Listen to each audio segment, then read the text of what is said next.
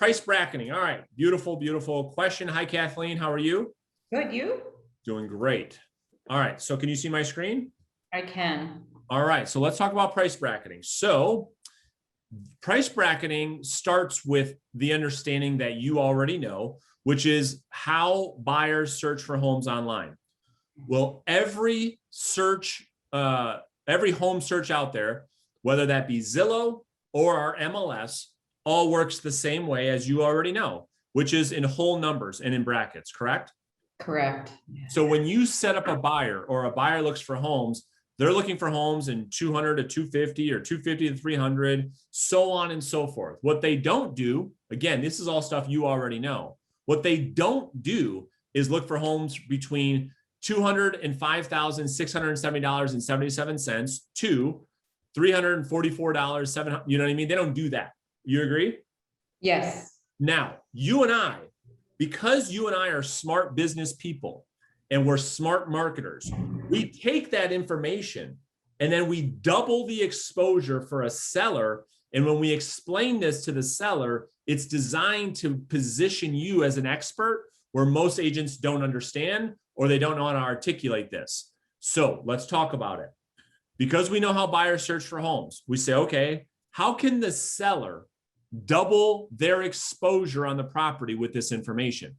Well, first thing, what we have to stop doing is pricing property that ends with 99,000, 49,000, or 24,000. So never again are we going to price a house that way. In between those brackets, perfectly fine. But we're not going to do that. And here's why. What we do instead, right? And this is highlighted in green, Kathleen, is if you're going to price a home at 199,000 via price bracketing, we're going to price the property at 200,000. Here's why. Now, as a smart top expert listing agent, as Kathleen Rebar is, she, because of her expertise, instead of listing at 199, she puts it at 200. Now her seller shows up in the 150 to 200 bracket and the 200 to 250 bracket. Double the exposure. You with me on that? Totally. Because now, here's what happens. Now let's role play. You're my seller. And now you're like, oh my gosh, dude, this person really knows what they're doing. Well, it's not that big of a deal, but because we're smart business people, this is what we need to do for our sellers. I tell you now, as my seller, Kathleen, most amateur agents that want to list the house at 199, here's the great thing. If we price it at 200, you become the Taj Mahal, the best listing possible in this first bracket. And in the second bracket, you become the best value.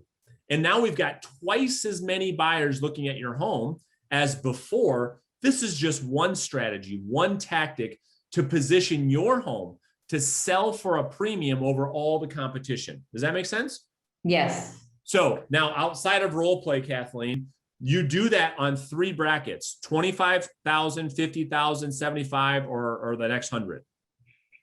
Everything in the middle doesn't apply because they haven't broken a bracket, right?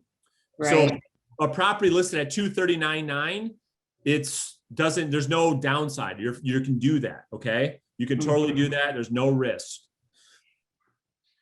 So if I had a listing that I feel I lost because of the asking price, because the seller wanted me to price it according to market, and I suggested 235.9, should I have stuck with 235.9?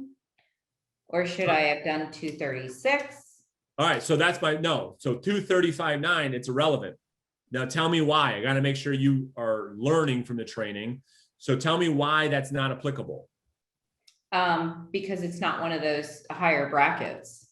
Well, not higher brackets. Let's look at this. Okay, so you suggested, can you see my screen? Yes. All right, everyone else pay attention. You recommended 235.900, right? Correct. All right, so the bracket let's just pretend you got the listing. That listing is going to show up in this. Oh, bracket. I see why. Yeah, 200 to 250, right? Correct. It's the only bracket that property was ever going to fall in, whether it was 234.9, 236.9. Right. Okay. The only thing that I make the argument with, and I'm a little hesitant to share this, but it's always served me well. The amount of eyeballs, the amount of traffic exposure this property gets at 235.9 versus 250 is exactly the same. Mm-hmm. That's why I tell you guys, stop losing listings over $5,000, $10,000, because a house listed at 235, 240, 250, it's all the same. It still shows up in the same amount of searches. It still shows up to the same amount of buyers. Everything's the same. Everything. It's only when you break a $25,000, $50,000, $75,000, or 100 does it matter. So you got to consider that too. So would you also say the same is true for 15,000? Because here's why I'm saying it is I went on the listing appointment and 2 days later, the same house, floor plan, 2-bedroom, 2-bath, 982 square feet, came on the market for 259. And I believe that my potential seller saw that and felt that I underpriced it. So I called her back, and so far I've been ghosted. Yeah, so that's kind of what I was saying before. This is where I was a little hesitant, but now with that information, I'm no longer hesitant. I would have taken that listing at 250 because 240 and 250 is the exact same thing. In real estate marketing, it's the same price. To a buyer, it's the same exact price. Okay.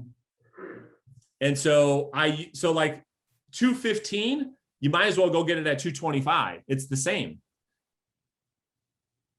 It's the same. You know, you're in 200 to 225. That whole bracket's the same. The buyer looks at it the same way.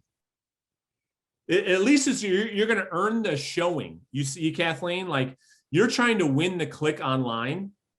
Okay, so there's a ratio between view to click to showing. Do you know those ratios? No. Yeah, this is really important. Most realtors have no idea what I'm talking about. Like you should understand marketing, right? So in marketing, your job as the listing agent is to win the view online. How do we win the view online? Professional photos. Then we have to get that person to click through to the listing. Okay. Then that's the second one. Then we have to take the click and we have to get it to the showing. How do we do that? That's through this pricing that I'm talking about. All three of those things are not affected when you're in the same price bracket. You can get all three. 240, 239.9, and 250, all three of those ratios would be the exact same. So therefore, you might as well get the listing at 250. Cool. Right? Right. Is that document available? Yeah, absolutely. Okay. Yeah. And we'll post in the Facebook group again, and we will, so 295. So this is a great example. Kathleen will tag you. So Oscar says, what about 295? Now, Kathleen, while you're not muted, what should Oscar list that house at? 300. 300. You do not list it at 295. Now, I think Oscar, to be fair, because I didn't say 95, I said 99. 295, again, to me, 295, 299 is the same. You might as well go to 300 because Oscar, for 5,000, your seller's going to love you and you will have double the amount of chance to sell your listing. So it serves you and your seller to go to 300. 295 hurts you. So let's see, what about, so this is good. People like this. So here's a good question. What about 420 to 450? So now you're breaking through a bracket. This is where this whole thing comes to fruition. So Evelyn, you're breaking through a massive, massive bracket. When you break through a bracket, I'm going to try to get the seller to the lower one. I'm going to try to get that seller to 425. Okay. I'm going to try to do that. All right.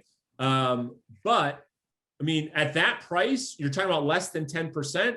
I would not walk away if I got it at 450 because I'm still in 400 to 450 land. If the seller wanted to go over 450, that'd be a whole nother story. But when you break through a bracket, I would try to get them to the lower one. It's going to help you and the seller, but I wouldn't lose it if you went up to the next bracket higher, because they still are in the $50,000 bracket, especially in 400,000, because it's only a 10% swing. When you look at most list price to sold price ratios, they're within a 10% swing anyways. So this is just really looking at our business as a scientist and really, really becoming an expert. When you guys ask me, how do you provide value to a FSBO? Like this conversation. This is what separates you from all your competitors. When you can walk into a listing appointment and talk this way, you appear like a real expert. And that's really what sellers are looking for. This is way more valuable than the flexible commission program. You know what I mean? Like all that's a byproduct. All right, Jen, get me back into speed here. I forgot where I'm at.